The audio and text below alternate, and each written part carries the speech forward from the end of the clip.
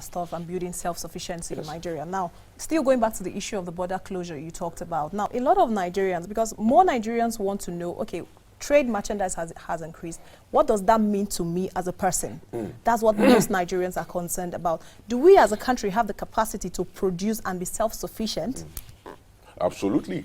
The reality is this. We as a country, we are people that exhibit individual self-confidence.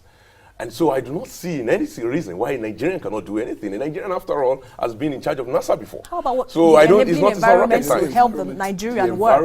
The environment can only be created by consistent policy.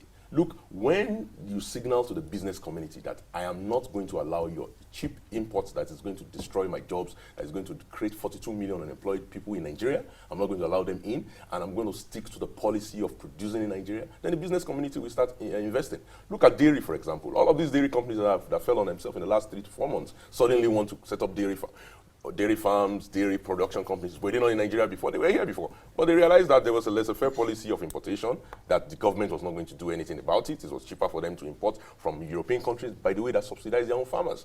We don't want to subsidize our farmers, and then we now tell our own farmers to go toe-to-toe with these guys internationally. Not true. It's not possible.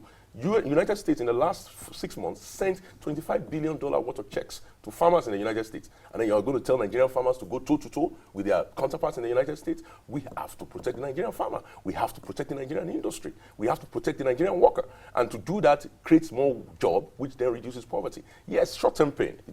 Anytime you have a policy change or a kind of change in policy from one particular direction to another, there are people that will fall through the cracks. But the reality of the matter is that if you go across Nigeria today, if you look at our paper industry, if you look at our cement industry, if you look at our agro-processing and producing industry, if you look at our fertilizer industry, they are all back, they are humming. 23 blended plants are back from 4 that was operating in 2015. We have several rice mills across Kano. If a counterpart of mine was trying to purchase rice from Kano, he can't get it because all of them are busy. They're even turning away people and saying, go and blend your own rice. Now people are parboiling rice in a separate place and blending in a separate place. But jobs are back.